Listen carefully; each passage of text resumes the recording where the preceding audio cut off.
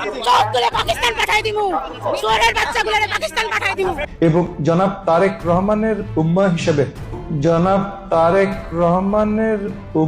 হিসেবে যে সমস্ত ইমামরা আজকে জামাত ইসলাম করেন তাদের পিছনে আমাদের নামাজ হবে না। বিএনপি কে এখনই যদি নিজেদের কন্ট্রোল না করে বিএনপি, এর পরিণতি ভয়াবহ। দেশে দ্বিতীয় শ্রেণীর এক নারী, ইলিয়াস হোসেন ভাই বলে না নিস্তালা ভাড়া দে, এরকম নিস্তালা ভাড়া দেওয়া এক নারী জামাতের আমিরকে নিয়ে বক্তব্য দিয়েছে। এমন সাজগুজ করে এসেছে তিনি যেন ওনার বিয়ে হবে আজকে। জামাতের আমির কি বলেছে, জামাতের আমিরের বক্তব্য নিয়ে জামাতকে কাঠগড়ায় দাঁড় করাতে হবে, জামাতের নিবন্ধন বাতিল করতে হবে, তার যে দাবি দেওয়া, মনে হচ্ছে যে নিস্তলা ভাড়া দেওয়া সবাই এখন ঐক্যবদ্ধ হবে। জামাতের আমিরের বিরুদ্ধে কথা বললে অন্তত মিডিয়া কাভারেজ হবে। ঘন্টা আমার খুশি আমি কাজ করতে পারি। কারণ দেখেন, আমরা তো এখন একটা পবিত্র মাসে আছি, তো আমরা সাধারণত জানি যে রমজান মাসে হচ্ছে যে শয়তানদের আল্লাহ তাআলা বন্দী রাখেন। তো বিএনপি ক্ষমতায় আসার পর থেকে আমরা দেখতে পাচ্ছি যে মানে বেশিরভাগ শয়তান বোধহয় মুক্তি পেয়ে গেছে। আসসালামু আলাইকুম দর্শক, নতুন একটা নিউজে সবাইকে স্বাগতম। দর্শক, ভিডিওর শুরুতেই যে ভিডিওগুলোর অংশ বিশেষ আপনারা দেখেছেন, ভিডিওর অংশগুলো দেখেই বুঝতে পেরেছেন যে আজকের এই ভিডিওটি কতটুকু গুরুত্বপূর্ণ এবং আকর্ষণীয় হতে চলেছে। দর্শক, তাই সবাইকে বলবো ধৈর্য সহকারে আজকের এই ভিডিওগুলো দেখতে হবে আপনাদের, তাহলে সবকিছু জানতে পারবেন বা বুঝতে পারবেন। তো চলুন কথা না বাড়াই ভিডিওগুলো দেখে আসি। দাঁড়ান, যারা এখন পর্যন্ত আমাদের এই চ্যানেলটি সাবস্ক্রাইব করেন, প্রতিনিয়ত এ ধরনের গরম গরম খবরগুলো পেতে আমাদের চ্যানেলটি সাবস্ক্রাইব করে দিবেন। যারা করেছেন ধন্যবাদ। চলুন একটা লাইক দিয়ে বিস্তারিত সবগুলো ভিডিওর আলোচনাগুলো শুনে আসি। আজকে বাংলাদেশের রাজনীতিতে নতুন একটি আলাপ সামনে আনা হয়েছে, মাঠে নামানো হয়েছে। এটি অত্যন্ত পরিকল্পিতভাবে এবং সুপরিকল্পিতভাবে বলা যায়। আলাপটা হচ্ছে আজ 21শে ফেব্রুয়ারি প্রথম প্রহরে জামাত ইসলামের আমির, বিরোধী দলীয় নেতা ডক্টর শফিকুর রহমান এবং বিরোধী দলীয় চিফ হুইপ এনসিপি নেতা নাহিদ ইসলাম সহ জামাতের অন্যান্য সংসদীয় সদস্য টিম শহীদদের কবরে পুষ্পস্তবক অর্পণ করেছে এবং সেখানে দোয়া এবং মোনাজাত করেছে, ফাতিহা, দরুদ ইত্যাদি পাঠ করার পরে। শুরুতেই কিন্তু জামাত ইসলাম দীর্ঘদিনের একটা প্রচলিত মিথ এখানে ভেঙে দিয়েছে, একেবারে ভেঙে গুড়িয়ে দিয়েছে। বিগত দিনগুলোতে আমরা দেখে আসছি স্বাধীনতার 54 বছরে তারা শহীদ মিনারে গিয়ে শহীদদের কবরে ফুল দিয়ে শ্রদ্ধা জানিয়ে, সম্মান জানিয়ে তারা সেখানে 1 মিনিট নীরবতা পালন করে চলে আসেন। কিন্তু এবারই প্রথম স্বাধীনতার 54-55 বছর পরে জামাত ইসলাম একটি বিষয় কিন্তু সেখানে ভেঙে দিয়েছে, একটি মিথ সেখানে ভেঙে দিয়েছে। তারা শ্রদ্ধা জানানোর পরে সেখানে ফাতিহা, দরুদ, সূরা ইখলাস এগুলো পড়ে শহীদদের আত্মার মাগফিরাত কামনা করে মহান রব্বুল আলামিনের দরবারে দোয়া করেছে, প্রার্থনা করেছে। এইটা করার পরে বাংলাদেশে দুই শ্রেণীর লোক আছে এখন সমালোচক, যারা আবেগী মুসলমান, যারা আবেগী ইসলাম পালন করেন এরা, আর অপরদিকে বামপন্থীরা। এই দুইটা শ্রেণী তারা সমালোচনার খড়গ নিয়ে সামনে এগিয়ে এসেছে। বামপন্থীদের সমালোচনাটা হচ্ছে উদ্দেশ্য প্রণোদিত। কেন উদ্দেশ্য প্রণোদিত আমি বলছি। আর ডানপন্থীদের যারা ইসলামিস্ট, আবেগী মুসলমান যারা, এদের সমালোচনাটা হচ্ছে অজ্ঞতার কারণে, না বোঝার কারণে। আমি আগে বামদেরটা বলি। বামরা যে সমালোচনা করে তার মানে এই যে জামাত ইসলাম তাদের মিথটা ভেঙে দিল, শহীদ মিনারে যাওয়া শুরু করলো এবং তারা একটা নতুন ফর্মুলা হাজির করলো জনগণের সামনে যে সেখানে গিয়ে শহীদদের শ্রদ্ধা জানিয়ে মোনাজাত করা যায় স্রষ্টার কাছে। এই যে সার্বজনীন একটি বিষয়, এতে কি হলো, শহীদদের প্রতি শ্রদ্ধাও জানানো হলো, তার বিরোধী দলীয় নেতা হিসেবে রাষ্ট্রীয় যে সাংবিধানিক দায়িত্ব কর্তব্য সেটিও পালন করা হলো, মুসলমানদের যে আবেগ, যে ইতিহাস, যে ঐতিহ্য এটিও রক্ষা করা হলো। এই যে জামাত ইসলাম ফুল দিতে গেল এবং শহীদদের প্রতি শ্রদ্ধা জানালো, এইটা বামরা সহ্য করতে পারেনি। কেন বামরা সহ্য করতে পারেনি? কারণ বামরা তো সবসময় চায় যে এদেশের ইসলামপন্থী মানুষদেরকে জনগণ থেকে, মূলধারার রাজনীতি থেকে, মূলধারা থেকে ডিটাচ করতে। এটা আমাদের আবেগী মুসলমানদের এই কম লেখাপড়া জানা মস্তিষ্কের ভিতরে এটা ধরে না, এটা ধরবে না, কোনোদিনও ধরবে না। যার কারণে বামরা হ্যাঁ উস্কে দিয়েছে, কিন্তু তারাই মূলত এই যে জামাত ইসলাম ফুল দিতে গেল, এটা কি জায়েজ আছে? এটা কিন্তু উস্কে দিয়েছে কারা? এই বামরা উস্কে দিছে, আর আবেগী মুসলমানরা ঝাঁপিয়ে পড়েছে। এর ভিতরে প্রথমে যারা এসেছে তারা হচ্ছে যে জমিয়ত, এরা আর কি। তো জমিয়ত, আপনারা তো জামাত ইসলাম ফুল দিতে গেলেই আপনার কি, আর না দিতে গেলেই আপনার কি? আপনারা তো জামাত ইসলামকে ভোট দেওয়া হারাম ঘোষণা করে দিয়েছিলেন। তো যাদেরকে আপনি হারাম ঘোষণা করে দিয়েছেন, তার মানে আপনারা তো তাদেরকে মুসলমান থেকে খারিজ করে দিয়েছেন, ইসলাম থেকে খারিজ করে দিয়েছেন। যেহেতু ইসলামের মালিক আপনারা, আল্লাহ তো না, ইসলামের মালিক আপনারা। তো যেহেতু তাদেরকে আপনার ইসলাম থেকে আপনারা খারিজ করে দিয়েছেন, এখন ও যা খুশি তাই করুক, আপনি এখানে ফতোয়া দিতে আসছেন কেন? ফতোয়া তো তার ক্ষেত্রে খাটে যে ইসলামের ভিতরে থাকে। তো আপনার দৃষ্টিতে তো তারা ইসলামের ভিতরে নাই, বের হয়ে গেছে, আপনারা তাদেরকে বের করে দিয়েছেন। তাহলে ও যা খুশি তাই করুক, আপনার তো ফতোয়া দেওয়ার এখানে কোনো অধিকার নেই। ফতোয়া তারা দেবে যারা জামাত ইসলামকে মনে করে ইসলামী দল। তা আপনি তো জামাত ইসলামকে ইসলামী দল মনে করেন না ভাই, তা আপনি কেন এখানে ফতোয়া দিতে আসলেন? বরং আপনি যাদের সাথে মিশেছেন, যাদের হাতকে শক্তিশালী করার জন্য গিয়েছেন, সে তো ফুল দিয়েছে। তো সে তখন কি এখানে আপনার ফতোয়া কোথায় গেছে? ফতোয়া দেন এখানে, আপনি ফতোয়া দেন আপনার দলের সাথে, আপনি যাদের সাথে ঐক্য করেছেন তাদের ফতোয়া দেন। এইখানে ফতোয়া দেওয়ার কোনো অধিকার, নৈতিক কোনো অধিকার আপনার নাই। যদি দেন তাহলে স্রেফ আপনার মনের ভিতরে নেফাকি আছে, আপনার মনের ভিতরে শয়তানি আছে। শয়তানিকে জাহির করার জন্য, জামাতকে থামানোর জন্য আপনার এই শয়তানি। তো যাই হোক, তাহলে বামরা উস্কে দিয়েছে আর এরা লাফানো শুরু করছে। এখন বাংলাদেশের রাজনীতিতে দীর্ঘদিন ধরে ইসলামপন্থীরা কেন মূলধারায় প্রবেশ করতে পারেনি? জামাত ইসলাম বাদে অন্য কেউ। আর এই সম্প্রতি এই নির্বাচনের মাধ্যমে আমাদের আল্লামা মামুনুল হকের নেতৃত্বে কওমি ঘরানার একটি অংশ খেলাফত মজলিস, তারা কিন্তু মূলধারায় প্রবেশ করলেন। এই দীর্ঘ সময় 55 বছরে এই ইসলামপন্থীদের নির্বুদ্ধিতার কারণে, তাদের কিছু সিদ্ধান্তহীনতার কারণে, তাদের কম জানাশোনার কারণে বামদের খপ্পরে পড়ে তারা মূলধারার রাজনীতি থেকে এতদিন বিরত ছিল। এটা কিন্তু বামদের সুপরিকল্পিত একটি চিন্তা ভাবনার ফসল এটা, যে তারা ইসলামপন্থীদেরকে মূলধারার রাজনীতিতে বা মূলধারার কোনো কর্মকাণ্ডে, সাংস্কৃতিক কর্মকাণ্ড বলেন, রাজনৈতিক কর্মকাণ্ড বলেন, অর্থনৈতিক কর্মকাণ্ড বলেন, কোনো জায়গায় তারা আসতে দেবে না। এটাই হচ্ছে তাদের মূল উদ্দেশ্য। যার কারণে তারা এবার একেবারে সমালোচনার খড়গ নিয়ে ঝাঁপিয়ে পড়েছিল। ওখানেই জামাত আমিরকে প্রশ্ন করছে যে আপনারা তো জামাত কোনোদিন ফুল দিতে আসে না, তাহলে আপনারা আজকে আসলেন কেন? তো জামাত আমির প্রথম প্রশ্নের জবাব দিয়েছে যে আমি এখানে এসেছি বিরোধী দলীয় নেতা হিসেবে, আমার তো সাংবিধানিক বাধ্যবাধকতা আছে। তো তারপর আবার ওই একই প্রশ্ন করছে, তখন বলছে আজকের এই পবিত্র দিনে আপনি অপবিত্র প্রশ্ন কেন করলেন? এই প্রশ্নই তো আপনার করা উচিত না, এটা কি আমার দায়িত্ব নয়? তখন আর সে সটকে পড়েছে ওখান থেকে। তো মূলত এরা হচ্ছে বিতর্ক উস্কে দেওয়ার জন্য, জামাতকে কোণঠাসা করার জন্য, ইসলামপন্থীদেরকে কোণঠাসা করার জন্য এরা সবসময় চিন্তা ভাবনা করে যে কোনটা দিয়ে এদেরকে ঘায়েল করা যায়। এরা আজকে ঢাকার শহরে এই যে জামাত যে মোনাজাত করেছে না, এইটার কারণে আজকে জামাতকে ঢাকার শহরে বাংলাদেশের সমস্ত গরুর দুধ নিয়ে এসে পবিত্র করে ফেলতো, ধুই আর জামাতকে নাস্তানাবুদ করে ফেলতো, যদি না তারেক রহমানও ঠিক ওই একই কাজ করতো। কারণ তারেক রহমান প্রধানমন্ত্রী, সেও কিন্তু ফুল দেওয়ার পরে মোনাজাত করেছে। এইটার কারণে ওদের মুখটা আপাতত বন্ধ হয়েছে। তাহলে আপনারা কি বুঝতে পারছেন আমার যারা ইসলামপন্থী ভাইয়েরা, খেলা কোন জায়গায় চলছে? আবেগ দিয়ে সব কিছু বিচার করলে হবে না। আর তারপরে সবচেয়ে বড় কথা, এটা তো ইবাদত না, এটা হচ্ছে রাষ্ট্রীয় দায়িত্ব। তো রাষ্ট্রীয় যে দায়িত্ব 55 বছর ধরে, শুধু 55 বছর না, দীর্ঘদিন ধরে এই বাংলাদেশের রাজনীতিতে, সংস্কৃতিতে যে রাষ্ট্রীয় কালচারটা তৈরি হয়েছে, এটা কি আপনি ভেঙে দিতে পারবেন? আপনি ক্ষমতায় গেলেও এটা ভাঙতে পারবেন না। আপনি ক্ষমতায় গেলেন, ক্ষমতায় যাওয়ার পরে আপনি 21শে ফেব্রুয়ারিতে শহীদ মিনারে গিয়ে আপনি শহীদদেরকে শ্রদ্ধা জানালেন না, তারপরের দিন আপনাকে ক্ষমতা থেকে নামিয়ে ফেলবে। শুধু বাংলাদেশের লোক না, বাংলাদেশ এবং ইন্টারন্যাশনাল সমস্ত মিডিয়া মিলে আপনাকে এই রাষ্ট্রে থাকতেই দেবেন একটা সেকেন্ডের জন্য না। এটা আপনাকে বুঝতে হবে। আমার সকালের ভিডিওতে অনেক ভাই এসে মন্তব্য করেছেন যে জামাত ইসলাম যে এই যে ফুল দিতে গেল, এটা কি জায়েজ? ভাই আপনি না জায়েজের কি দেখলেন? এখানে না জায়েজের আপনি কি দেখলেন? এটা যে না জায়েজ কোনো জায়গায় কোনো ধর্মীয় গ্রন্থে লেখা আছে? আর আপনি জায়েজ না জায়েজ খুঁজবেন হচ্ছে ইবাদতের ক্ষেত্রে। এটা তো ইবাদত না ভাই, এটা তো রাষ্ট্রীয় দায়িত্ব। এই ডক্টর শফিকুর রহমান যদি আজকে তিনি ওই শহীদ মিনারে না যেতেন, বলেন তো কি অবস্থা হতো?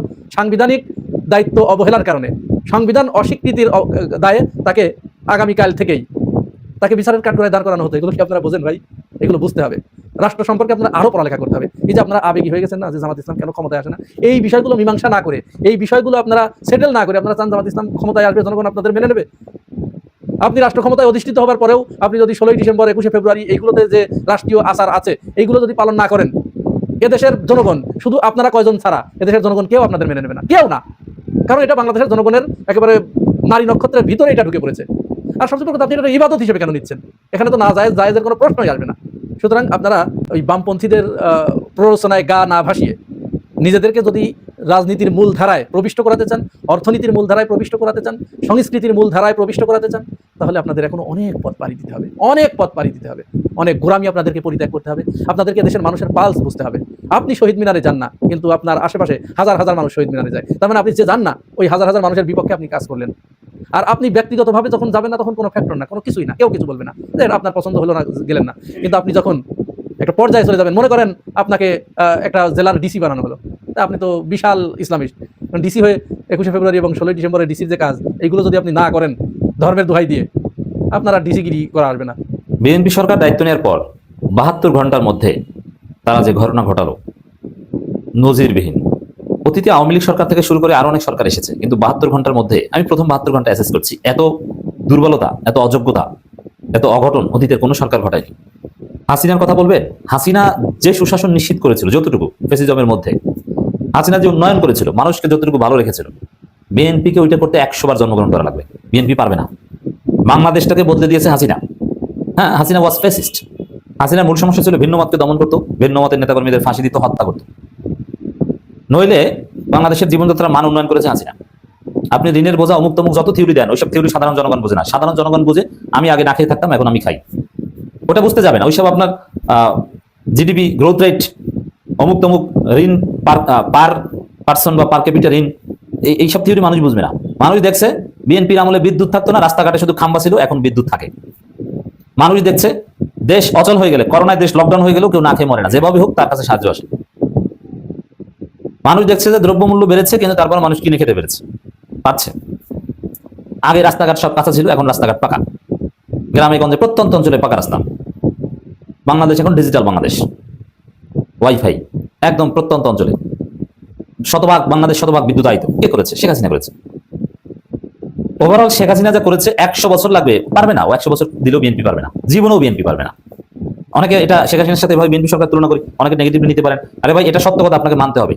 এবং সুশাসনের কথা যদি বলেন, ঘুষ, দুর্নীতি, হাজারো দুর্নীতি আওয়ামী লীগ সরকার করেছে, হাসিনা সরকার করেছে। এই দুর্নীতি করার মধ্য দিয়ে যতটুকু দুর্নীতি দমন করতে পেরেছিল হাসিনা সরকার, বিএনপি 100 বছর পারবে না। হাসিনা সরকার বা সরকারের লোকজনকে কিছু কিছু জায়গায় শেখ হাসিনা খেতে দিত, যে তোরা খা, বড় বড় মেগা প্রজেক্ট করে দিত, তোরা এটা খা, এটা খেয়ে তোরা কোটিপতি হয়ে যা। কিন্তু তারপর কিছু জায়গায় দুর্নীতির লাগাম টেনে ধরেছিল, কিছু জায়গায় স্বচ্ছতা জবাবদিহিতা নিশ্চিত করতে পেরেছিল। এটা একমাত্র হাসিনার ডেট, আর কেউ পারেনি। আপনি যদি নিয়োগ পরীক্ষার গুলো কথা দেখেন, বিএনপির আমলে, এখন যে আবার কি হয় আল্লাহ জানে, বিএনপির আমলে বগুড়া আজিজুল হক কলেজ থেকে খালি বিসিএস ক্যাডার হতো, পুলিশ ক্যাডার প্রায় সব হতো এখান থেকে, পুরোটাই দুর্নীতি ছিল। বিসিএস ক্যাডার নিয়োগ থেকে শুরু করে বিভিন্ন ব্যাংক, বিমা ইত্যাদি ইত্যাদি ফার্স্ট ক্লাস যে নিয়োগগুলো সরকারি বেসরকারি সব দুর্নীতিগ্রস্ত ছিল, নিজেদের লোক ঢোকাতো। কিন্তু হাসিনা এসে সাহস করে এটাকে ফেয়ার করেছে। হাসিনার আমলে বিসিএস নিয়োগ ছিল 99.99% ফেয়ার, হয়তোবা একটু আনফেয়ার, দু একটা পুলিশ ক্যাডারে দু একজন ঢুকাতো, কিছু নথি পাওয়া গেছে গণভবন থেকে। কিন্তু ওভারঅল নথি যা পাওয়া গেছে ওই অনুযায়ী যে সব হতো তাও না। এটা যারা না জানে তারা এটা অযোগ্য। বিসিএস নিয়োগ 99.99% ফেয়ার হতো। আমার চোখে দেখা যায় জেল খাটা শিবির নেতারা অনেকে বিসিএস ক্যাডার হয়েছে, এবং যোগ্যতা যারা আছে, যে পড়াশোনা করেছে সে বিসিএস ক্যাডার হয়েছে। অন্যান্য ব্যাংকের নিয়োগ থেকে শুরু করে বাংলাদেশ ব্যাংক বলেন আর শিডিউলভুক্ত অন্যান্য ব্যাংক বলেন, যার যোগ্যতা আছে সেই, এখানে কোনো 2 নম্বরে চলে নেই। আর যদি 2 নম্বরে 2 একটা প্রমাণ দেখাতে পারবেন, এটা হাজারে একটা। এর বড় প্রভাব চাকরি বাজারে পড়েনি। এর মানে যে কোনো গরিব ঘরের ছেলে, যে কোনো সংগঠনের পরিবারের ছেলে, তার যোগ্যতা থাকলে তার চাকরি হতো। এটা হাসিনা করেছে। এই কাজ বিএনপি জীবনও করতে পারতো না। এখন আবার আসে দেখেন, এবং মানুষের সেবা পাওয়ার ক্ষেত্রে, এবং দলের নেতাকর্মীদের নিয়ন্ত্রণ করা, দলের নেতাকর্মীদের অনেক অপরাধ করতে দিত, তারপর অনেক অপরাধ নিয়ন্ত্রণ করেছে। ছাত্রলীগকে যেভাবে টাইট দিত, চাঁদাবাজি, স্বেচ্ছা চাঁদাবাজি বিএনপি আওয়ামী লীগ সরকার করতো না, তারা বড় আকারে করতো। স্বেচ্ছা চাঁদাবাজি বন্ধ করে দিয়েছিল, একদম প্রান্তিক পর্যায়ে রাজনৈতিক হস্তক্ষেপ করতো না। কিন্তু বিএনপিটা করে এবং করবে। অত একটু তুলনা দেখালাম, এখন বুঝবেন যে 72 ঘন্টা বিএনপি যে করেছে এটা কতটা ধ্বংস সরকারের প্রমাণ, অযোগ্য সরকারের প্রমাণ। এই যে চাঁদাবাজির বৈধতা দিয়েছে মন্ত্রী, অথচ প্রধানমন্ত্রী তাকে কিছুই বলছেন না, চুপচাপ। এরপরে দ্রব্যমূল্যের যে ঊর্ধ্বগতি রমজানে, মানে এখন একটা এই সিন্ডিকেট যারা করে, অসাধু ব্যবসায়ীরা, তারা দেখেছে যে বিএনপি সরকার ক্ষমতায়, বাবা এখন ব্যবসা করবো না, অতি মুনাফা খাবো না, তাহলে কখন খাবো? আরে বিএনপি ক্ষমতায় খা যত পারো, ক্ষমতায় তো বিএনপি, এখানে ইউনুস না, আওয়ামী লীগ না। তো এখন লেবুর হালি 120 টাকা নাকি, সব যেগুলো কৃষক বিক্রি করে 10 টাকা, ওগুলো বাজারে কিনতে 120 টাকায়, কারণ চাঁদাবাজির বৈধতা দিয়েছেন। এই কাজ মন্ত্রীরা করে। খলিল রহমানকে পররাষ্ট্রমন্ত্রী বানিয়েছেন, আবার শিক্ষামন্ত্রী মোরাল পুলিশিং ঘোষণা দিয়েছেন। এই মোরাল পুলিশিং একটা স্বাধীন রাষ্ট্রে আধুনিক যুগে এটা অসম্ভব, অথচ বলছেন যে অযাচিত ঘোরাঘুরি করলে পুলিশ জিজ্ঞাসাবাদ করবে। এটা কি স্বাধীন দেশের বৈশিষ্ট্য? শুধু এটা না দর্শক, কিভাবে কারচুপি করে ক্ষমতা এসেছে এটা লেগেসি বহন করছে প্রকাশ্যে, কিন্তু কোনো লজ্জা শরম নাই। দলিল, এই যে খলিলকে পররাষ্ট্রমন্ত্রী বানানো, এই তো বড় একটা অঘটন ঘটিয়েছে, কোথাও কোনো জবাবদিহিতা নাই। খলিলকে কেন পররাষ্ট্রমন্ত্রী? কোনো জবাবদিহিতার জায়গা নাই। কারো বিএনপি নিজেরাই ক্ষুব্ধ, কিন্তু কিছু বলার নাই, চুপচাপ সবাই চোখ বুঝে মেনে নাও, সামে না ওটা না। তো দর্শক, শুধু এই জায়গা না, দেখেন ইউনুস সরকারের যে পররাষ্ট্রনীতি, ইউনুস সরকারের যে বিভিন্ন চুক্তি যেগুলোর বিরুদ্ধে বিএনপি উপর অনেক কিছু বলতো, এখন ওইগুলো সব বহাল রাখার কথা বলছে। একটা খবর, আওয়ামী লীগ আমলের করা সকল চুক্তিগুলো পর্যালোচনা করা হবে, এই কথা বলছেন বাণিজ্য মন্ত্রী। তা আওয়ামী লীগ আমলের করা চুক্তিগুলো পর্যালোচনা করবেন, কিন্তু ইউনুস আমলের চুক্তিগুলো পর্যালোচনা করবেন এই কথা বলেন না। তাহলে বলতেন যে আওয়ামী লীগ আমলে করা অথবা এই অন্তর্বর্তী সরকারের আমলে করা সব চুক্তিগুলো আমরা পর্যালোচনা করবো, যেটা জাতির বৃহত্তর স্বার্থ এবং জাতীয় স্বার্থের সাথে সঙ্গতিপূর্ণ সেটা আমরা গ্রহণ করবো, আর যেটা আমাদের স্বার্থের প্রতিকূল সেটা আমরা বাতিল করবো বা সেটা পুনর্বিবেচনা করবো। এরকম বলতেন না। শুধু আওয়ামী লীগ আমল, ইউনুস আমলটা বলতে পারছেন না। কেন বলতে পারছেন না? আর ইউনুস আমলে যারা এগুলো করেছে তারাই তো আপনাদের মধ্যে, আপনারা তো ওই যা করেছেন চুক্তি, ওগুলো ইউনুস সরকার ছিল বিএনপি সরকার, ওটা আবার পর্যালোচনা করবেন মানে এই সাহস তো নাই। কারণ এই বাণিজ্য চুক্তি এগুলো গোপনে যে সাথে জড়িত, যেগুলো কলকাতা নিয়ে আপনার পররাষ্ট্রমন্ত্রী, অথবা ইউনুস আমলের চুক্তি পর্যালোচনা করার সাহস তো আপনার নাই। বুঝতে পারছেন? শুনেন, এটাও বলি, হাসিনা আমলে অনেক চুক্তি নিয়ে কথাবার্তা আছে, সমালোচনা আছে, ভারতের সাথে চুক্তি অনেক কথা আছে। তারপরও পররাষ্ট্রনীতি এবং বাংলাদেশের বাণিজ্যিক স্বার্থ হাসিনা আমলে যতটা রক্ষিত হয়েছিল, বিএনপি তা কিছুতেই পারবে না। হাসিনার আমলে হাজারো ত্রুটির মধ্যেও ওভারঅল বেশিরভাগ এগুলো পজিটিভ ছিল। বাংলাদেশের ব্যবসা বাণিজ্য বুস্ট হয়েছে, বাংলাদেশের গার্মেন্টস সেক্টর থেকে শুরু করে নানান ব্যবসায়িক সেক্টর ভালোই চলেছিল, এমনকি জামাতের লোকজন, আওয়ামী লীগের লোকজন ভালো ব্যবসা করেছিল। অত সুন্দর বাণিজ্যিক পরিবেশ এই বিএনপি সারা কিছুতেই দিতে পারবে না। দর্শক শ্রোতা, আশা করি সবগুলো ভিডিও দেখেছেন এবং সকল বিশ্লেষকদের বিশ্লেষণগুলো মনোযোগ সহকারে শুনেছেন। প্রত্যেকটি বিশ্লেষকদের বিশ্লেষণ শোনার পরে আপনারা কি জানলেন, বুঝলেন, আপনাদের মূল্যবান মতামতটা ভিডিওর কমেন্ট বক্সে জানিয়ে দিন। আর হ্যাঁ, পারলে ভিডিওটি শেয়ার করুন। যারা এখন পর্যন্ত আমাদের এই চ্যানেলটি সাবস্ক্রাইব করেনি, প্রতিনিয়ত এই ধরনের গরম গরম খবরগুলো পেতে আমাদের এই চ্যানেলটি সাবস্ক্রাইব করে আমাদের সাথে থাকুন। ইতিমধ্যে যারা অলরেডি সাবস্ক্রাইব করে দিয়েছেন সবাইকে অসংখ্য ধন্যবাদ জানিয়ে ভিডিওটি এখানে শেষ করছি। ভালো থাকবেন সবাই, আল্লাহ হাফেজ।